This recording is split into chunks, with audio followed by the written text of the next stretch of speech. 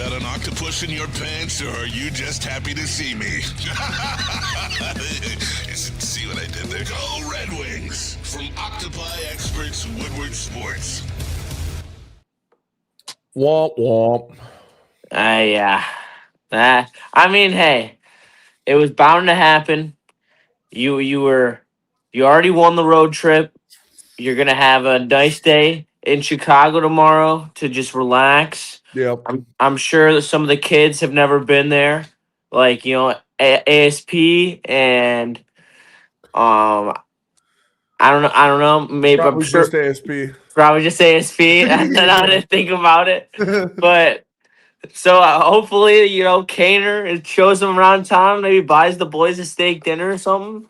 Imagine, all right, let's start on a positive note. Imagine if Kane goes for a hat trick and scores his 500th goal in Chicago. That would be cinema. And that would be like I root for We would that need about as 7 power plays for that to happen. I understand, but I root for that as just a hockey fan, okay? Well, yeah. And I mean, everybody would want to see that. yeah, I think that would be really cool. I do think he's a lock to score. I mean, I definitely am gonna bet on him to score in that game because he always scores in Chicago. That's just a fact. But Jason Pratt with a good one. We're going to catch Chicago on a back-to-back. So that is good. That is good. They're playing in St. Louis tomorrow, he says. But yeah, I mean, boys. Yeah, what are your didn't initial happen in thoughts, Benny? Edmonton tonight, huh? What are your initial thoughts? I mean, Connor McDavid's fucking stupid. He's just McJesus for a reason, man. He's so good, dude. It's ridiculous. He's like, it's whenever he's on the ice, it's his game. Unless The amount you of take pressure he puts on opposing defenses, like just as soon as the puck touches his stick, is fucking insane.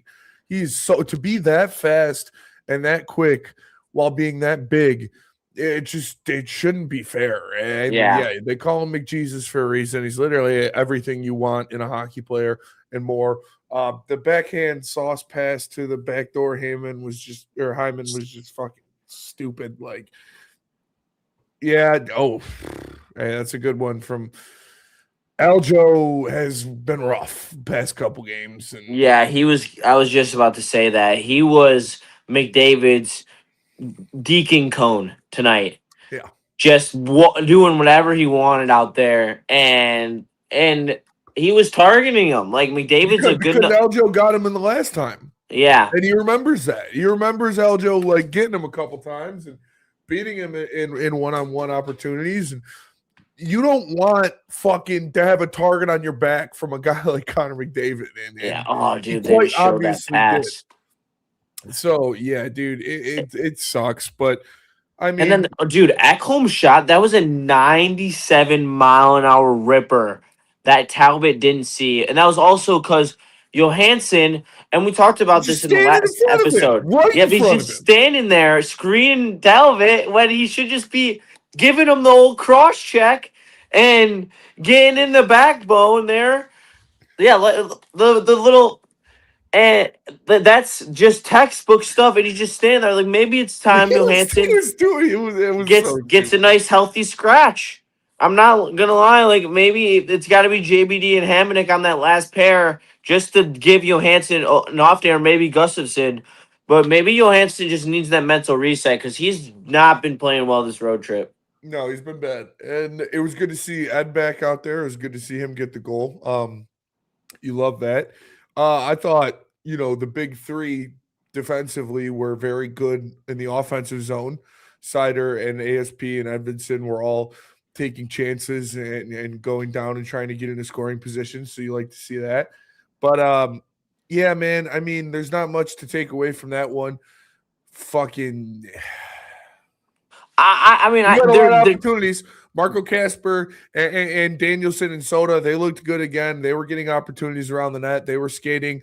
You could tell, like, they're the young guys because everybody else looked a step slow, but they were still out there zipping around. Emmett Finney had a couple nice opportunities, but you didn't capitalize on opportunities. And when you leave pucks out of the net against fucking Connor McDavid, like, shit's not going to end very well.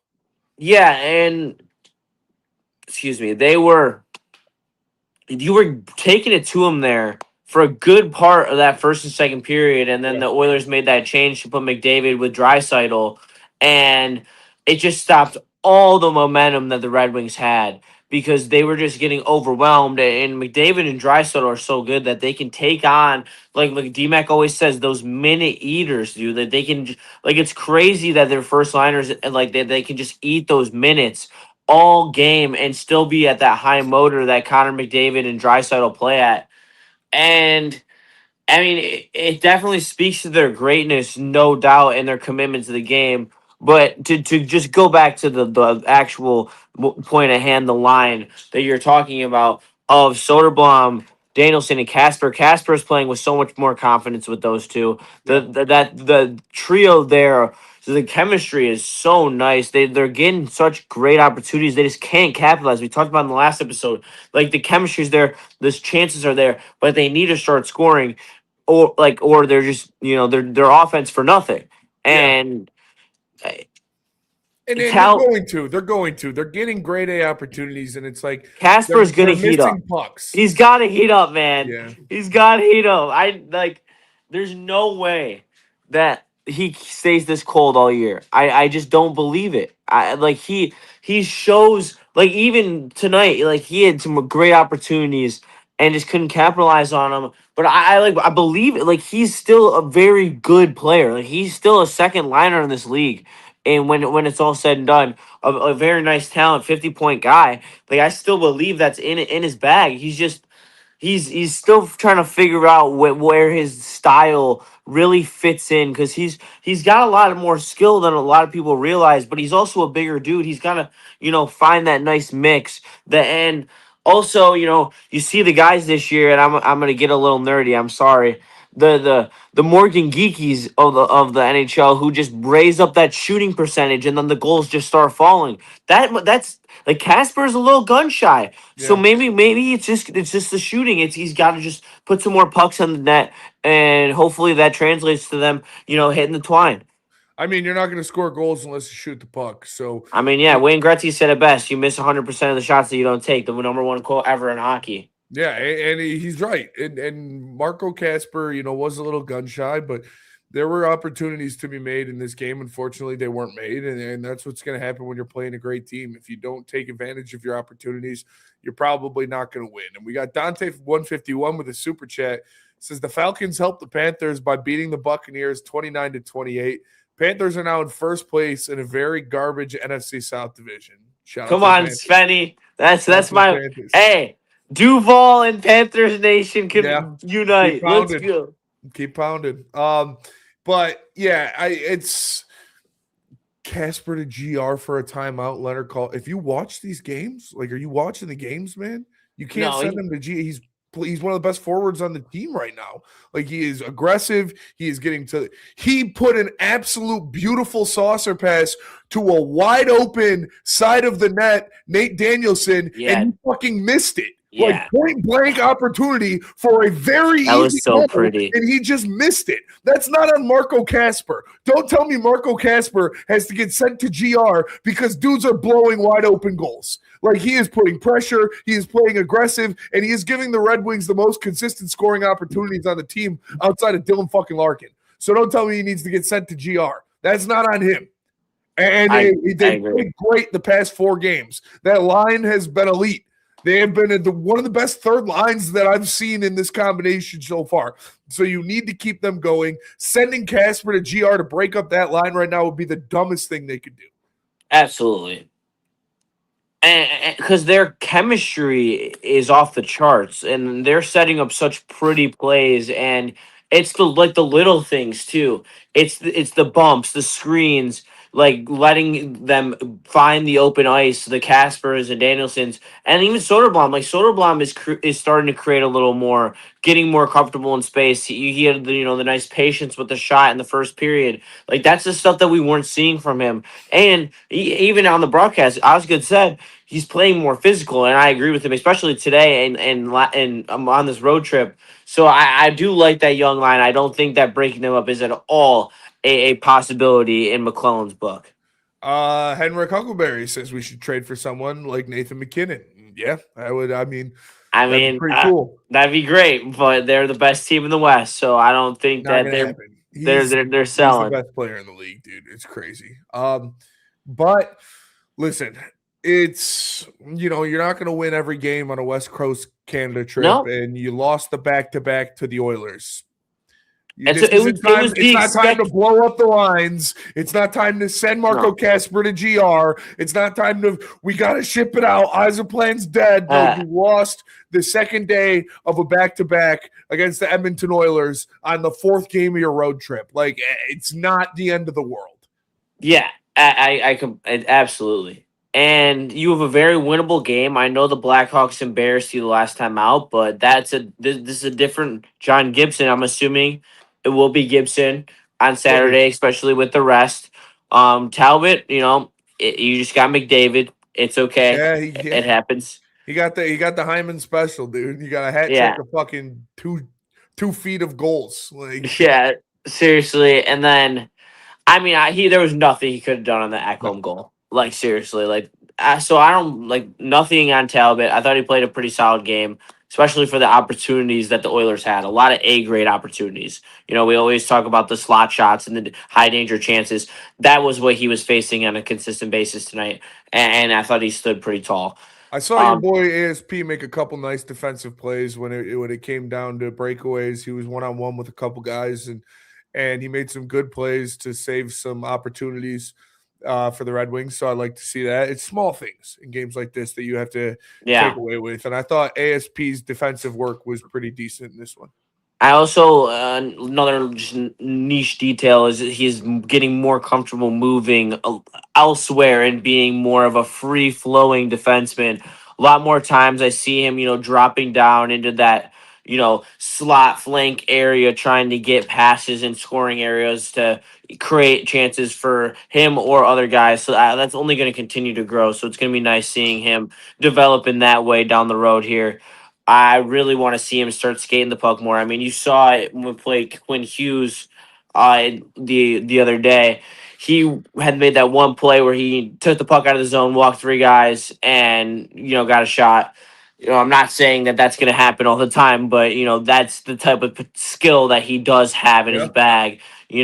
Quinn obviously is the best of the best, but ASP is still going to be like no matter how good he is, a top level offensive defenseman. Like that is his bag. No, we're not going to say he's going to be Quinn Hughes, but he's going to be one of the top 10 best offensive defensemen in the league. And man, these old guys look really old on these back-to-backs. Like they do, man. It is noticeable when these guys are playing on back-to-backs. Like Kane didn't look good, Comfort didn't look good, JVR didn't even play. I mean, I hope he's okay, but I assume it's just, hey, you're old. Dude, but JVR is a second line center, Spenny.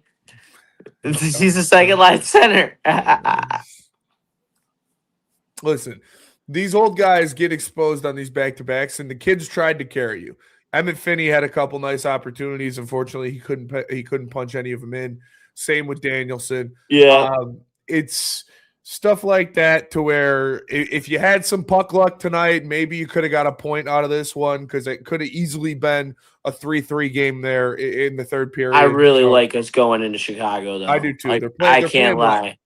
They're playing well. Like there was a good part of this game. They fell apart at the end. Like they really did. They lost. You could tell the legs kind of gave out on them. But with a travel day and then a day's rest too. Like I really like their chances in Chicago, especially the Gibson is a big factor. I really like what we've seen from him in these last couple games. Gives me confidence in him. I like Sean said. I like that when he said he's a veteran, going on the road, all business, or maybe it was DMAC, all business. There's nothing like to worry about. It's just you and the game and the team, and sometimes that's what you need. So yeah, need a little reset, and he goes to the West Coast, and he's familiar out there, and he likes being out there. So maybe it helped him kind of get into more of a routine, but we're going to need him to continue to play like he has his past 2 starts if we want to take care of business. Because like you said, you got Chicago, and obviously they've been kind of fumbling a little bit. They had a big win the other night I was watching, but they're dangerous, man. Obviously, Bedard is getting hot. He's starting to figure out, like, Yeah, yeah, I'm that guy on this he's level too. really, really good. Yeah. He's proven that he's he's fighting for that Team Canada roster spot. Yeah, and he's fighting to like take the league.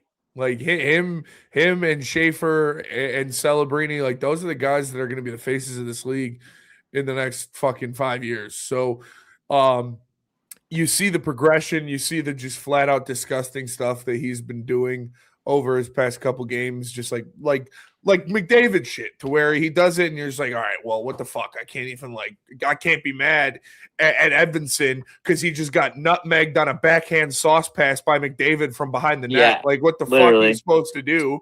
There's not much you can do in that situation. That's just Jesus being Jesus.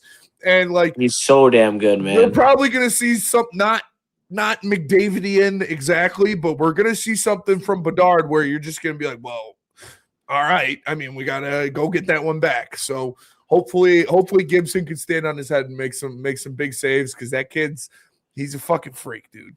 Yeah. I don't have. I'm on my phone. So did Edvinson not play a lot in the third? Let's see.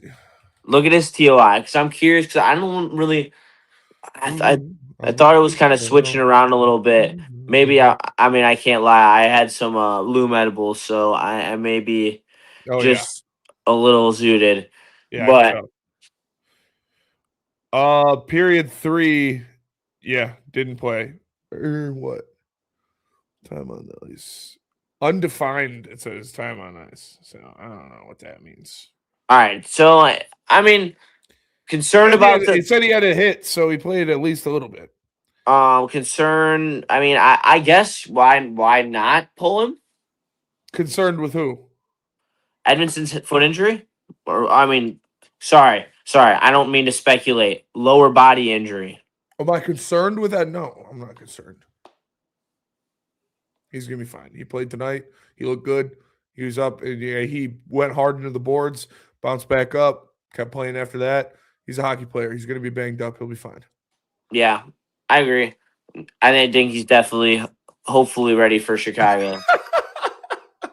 What? Zach Brzezinski says a little. Man's at 0.75 speed right now. He's talking about you off the looms.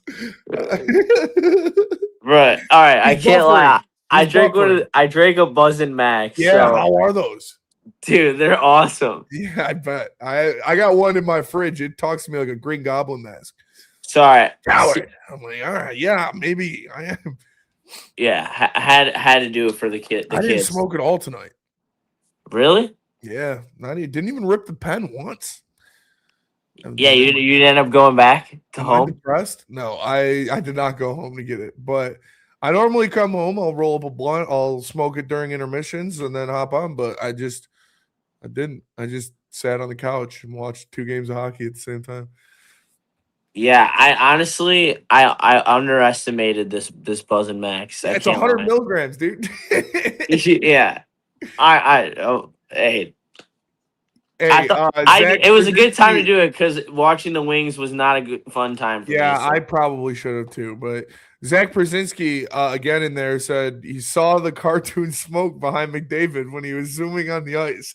Is that true, Justin? Did you see I did. The smoke come out of McDavid? I actually start seeing the lines of the players start going on NHL, like how you see the puck tracer. Yeah, the tracer, it goes on, and I start seeing the plays, and it's that's kind of what it looks like. And again, the Red Wings lose allegedly on Roblox in GTA. Allegedly on Roblox in GTA. Red Wings lose this one. I mean, not much to talk about here. You went into Edmonton, second day of a back-to-back, and the best player in the world did best player in the world things. Yeah. And you lost. And you had opportunities. Like I said, you get a bounce here or there. Danielson doesn't miss that puck. Finney gets a better move, and it could have easily been 3-3 in that third period, and then maybe you walk out of there with at least a point. But I'm not too mad. No, we talked about this yesterday. I think we both said that they were going to lose this game. Yeah, Kyle And Sven says, I was told if the Wings traded for Hughes, the Wings would be cup contenders. Was I lied to?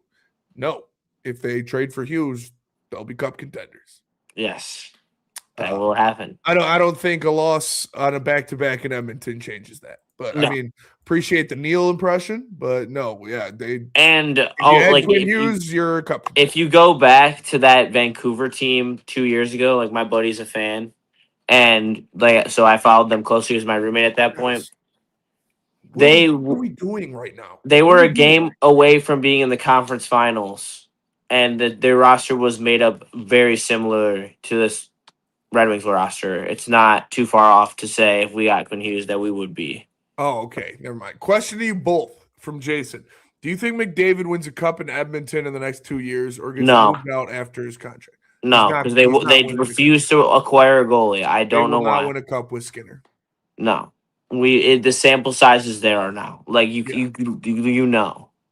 They're not yeah. And every media outlet there is talking about any goalie prospect that he could possibly pick up. Like they talk about Kosa literally like he is the most finest wine in the entire land. Just wait for Connor McDavid to come to the Red Wings. I mean, that'd be amazing. It's not gonna I'd jizz my pants. All right. Allegedly on Roblox. The PP alone would be deadly. Mo is all right. Come on, you would have the same reaction. That'd be insane. Yeah, no, I would definitely freak out. They'll talk about Jari, says Jason. Yeah, I mean, I'm not worried about Edmonton this year. I'm not. It's Colorado, dude. They're fucking wagon. Like what they're doing is, if they don't win the cup this year, I would be surprised. Unless Florida immaculately just gets completely healthy for the playoffs and everybody's back and firing on all cylinders. I think it's Colorado's cup to lose. Yeah, because they're getting the goaltending too, and that's the thing. And every team in the East kind of looks like they have a flaw. Yeah. So I think I'd agree with you. I don't trust anybody in the East. No, because Carolina's a choke machine. Like I said, unless Florida gets healthy and gets all their guys back for the playoffs, I would be surprised if Colorado didn't just cruise to the cup this year, honestly. Like maybe Vegas, but not even like, I don't know. They did have Vegas just had a nice win. Fucking that piece of shit Mark Stone with the overtime winner. Dude, Vegas is going to be tough, dude. Mm-hmm. I hope they match up. I hope neither of them shits the bed and loses early. And that can be the conference final. That'd be elite. Be such a good series. That'd be absolutely amazing. Because that Vegas team has the perfect mix of style right now with Marner in there with Eichel. Yeah. And then McKinnon's just playing out of his mind. And then there's McDavid in there too. See, the West playoffs are just so elite. Yeah, the West is insane. I mean, you've got the East honestly cutthroat because everybody's kind of mid, and with Florida having the injuries, they kind of took a step back. So they're like the East is wide open, and that's when somebody was talking about. Here's Zach. He says, I would love to see Quinn in Detroit, but the pieces lost to acquire him would not put the Wings in cup contention. In the East, it would. If you get Quinn Hughes in this East, you are automatically one of the three favorites. Because you're not losing Seider and you're keeping one of Edvinsson or ASP in the deal. So having Hughes, Seider, and Edvinsson, let's say, and then, okay, you give up a Marco Casper, but you have an MBN to replace that. It's not like you don't have the war chest and you or the still have ready to make things happen. And I think that if you added Quinn Hughes, it would automatically make you one of the favorites in the East because everybody's kind of bunched up right now with Florida being as injured as they are. And you see what the star power does. This is a stars league, That Oilers team is honestly, the infrastructure is terrible. They are held up by McDavid and Draisaitl. And Quinn Hughes is that type of game changer and game plan breaker. That's why if you can acquire him, you have to do it. Those guys don't come available. When is the last time a true game changer came available in the trade market? It was Rantanen. But before that, it was unheard of. And it's unheard of now because everyone's signing extensions. Like you just saw Kaprizov sign for 16 mil. Yeah. Yeah, it's tough. I mean, he's absolutely a game and Jason Perret says our forecheck and board play is our go-to for sure. And yeah, that's how they've been winning these games is with the forecheck and winning puck battles. And it's coming with the young guys. Like you're seeing Danielson and Casper and Soda and Finney, and obviously Raymond and Larkin like to get their nose dirty as well. So when your best players are doing it, it's going to make the rest of the guys on the team kind of take that mantra and take that leadership and go in there and get their nose dirty a little bit too. And when you bring MBN back up, whenever you do that, if JVR has to miss an extended amount of time, maybe that's the time for MBN to get called back up and give him some minutes in there and give him some ice time, because he provides that as well. And he provides that edge. Like, I don't know if he still is, but he was top 5 on this team in hits up until like last week. So yeah, I would love to see MBN up soon. That, man. I would definitely love to see MBN up soon. I hope JVR is fine, and I hope it was just he's old and he's getting this back-to-back off so he could be – like maybe they just send him to Chicago already and we're like, just go get comfortable, rest those knees, and we'll have you good to go. But I didn't see anything that he, like, tweaked in their game against what was it, Calgary. So I didn't see him take any, like, big hits or anything like that. So – I'm thinking maybe he was just given the night off because he's old. Honestly. Yeah, I think that's probably it. And to go back to MBN for a second, the Slate issue right now though, even though he's ripping it up in the A, there's nowhere to put him. I'd rather him rip up the A. It's the ASP thing. ASP's up here because of need. And unless you're going to, put Finney down or you're going to put down, Soda. Finney had a good game too. Like, he had multiple scoring opportunities. I know he needs to bury one, but like his skating gives him so many opportunities with Larkin. No, it does, for sure. But that's the thing. Like, you're going to put MBN on the fourth line? With Cop and JVR, no. So like or not Coffer and JVR, even worse. No, you might as well have him stay down there with ammo, because he's producing, but it's a lot of assists, and with his heavy shot, I would love to see some more goals. So maybe he needs to go down there and a little longer and find his scoring touch. Yeah, I agree. Even though he would help us. But he would help us, but you're right. There's nowhere to put him unless you're playing him on the fourth line. Yeah. And Eiserman is a long game, until he dies. So he is. He's going to be the first guy. Like I said, though, if JVR has to miss some time, then you can see something there. But Bergeron's not doing it for me. Yeah, Bergeron sucks. We know that, though. Yeah. I do want to get your opinion of the interesting conversations I had today with a fellow podcast in the space, the Grindline podcast.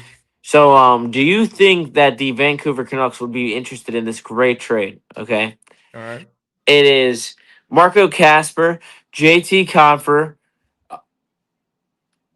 William Wallander, a first-round pick, top 10 protected, and another first-round pick.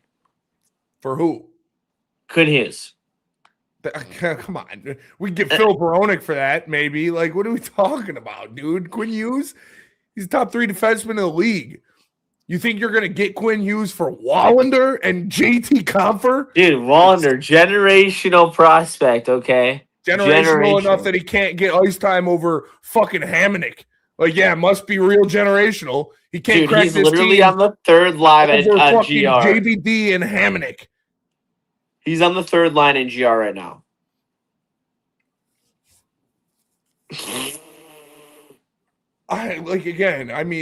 Steve Yzerman could pull that off, I would kiss him on the mouth. Like, they would laugh you off the phone if you said JT Compher at all. let alone Seriously. JT Compher and Wallander. Yeah, I think that. And if you're doing that, it would 100% be Danielson and not Casper. If you made me predict a fair package, it's ASP, Danielson or Casper, and pick adjacent AB prospect, Plante, Booch. You know the drill. Yeah. And then 2 first-round picks, unprotected, because it's literally come out that they want unprotected, 2 NHL-ready players, center, and a prospect. That is out. That is out there. And the teams that you're competing with are the Blackhawks and the Ducks, as well as the Capitals and the Devils. People are like, oh, they don't have the young talent or the cap space. Well, there are teams that do have it as well, and it might not be worried about the extension right now who have, a lot of talent. Like the Blackhawks could give up Nazer and their first-round pick from last year who's a defenseman and a first-round pick, and that probably beats your deal. What are we doing here, guys? What are we doing here? But I'm going to get to one because I know you're going to get really pissed off about it. But what? Dr. Detroit says Vancouver has 5 right-handed shot defensemen. Yeah, and they all suck. So it's they gave me the same argument. Tyler Myers is their second line right defenseman, and he is literally not good. Ass. Yeah, he's not good. So he's a pile-on. He's literally you're not going to be like, hey, we're good on ASP because we've got a bunch of bums. No, they would take him in a heartbeat. And then Static 7, this is the one. He says, put up Mo as a key piece, and you do not have to give up so many prospects / young key players. So Lord, to keep the prospects and young key players that we have a bevy of, we're going to give up a top 10 defenseman in the NHL. I think that's where we should end it, honestly. Yeah, and you're not trading Mo Seider. No, he is you have literally you're getting Quinn Hughes to pair with Mo Seider. Yes, they have the best defensive pair in the league. You're not giving up Mo Seider. I mean, you already do have the best pair of the league, technically. Technically, per pretty much every stat, you do have the best defensive pair in the league. Yes, and that's honestly why we're so good. Yep. So honestly, Quinn Hughes and Sherrod. Not a superstar. Mo Seider is playing like a superstar this year. He is. Yes. And right now, you can say he's not. You can say, oh, he's not living up to. Go watch him play. Look at what he does for this team. Look at the amount of minutes that he does for this team, and then look up pretty much all of his stats compared to any other defenseman. He is top 3 in the NHL in net rating for any not defenseman under the age of 27, not German-born players. He is top 3 in net rating in the NHL behind only Nate McKinnon and Cale Makar. It's Nate McKinnon, Cale Makar, Mo Seider. So, stop the hate. Yeah, I was going to say, real puck knowers, know how good Mo Seider's season is and the advanced analytics back it up. He's a 98% WAR. Yeah. He is playing like an absolute dog and is the physical catalyst of this team. Yeah, you need him. Hey, we're not trading Mo. And I would give up literally anybody in our farm system to keep Mo Seider. So, he is, you don't give up Mo Seider to hold on to prospects. It's not going to happen. It's not going to happen. They've been lucky. So, all right, dude, what are you talking about? What do you mean they've been lucky? They've been very unlucky when you talk about expected goals average and their actual goals average. Come on, dude. I don't know what I'm doing. I don't know why I'm doing this. He's just raging. Whatever. Just throw him whatever. We're gonna end it there because that's fine. That's fine. It's one game, guys. Anyway. It's one game to Edmonton on a back-to-back in a West Coast Canada trip. The sky's not falling. We're not trading Mo Seider. The Red Wings have not been lucky so far. They have been actually extremely unlucky when you look at all the analytics. Dylan Larkin has the most expected goals out of anybody in the NHL, per minute, expected goals per minute. Dylan Larkin is number 1 in the NHL. So, yeah, they've been unlucky. Yeah. I just come on, dude. Look at the division in this. I I hate this guy. I hate you. Sorry, I don't hate you. I don't hate you, but you're just putting stuff out there with no bearing and no evidence behind it. We appreciate you.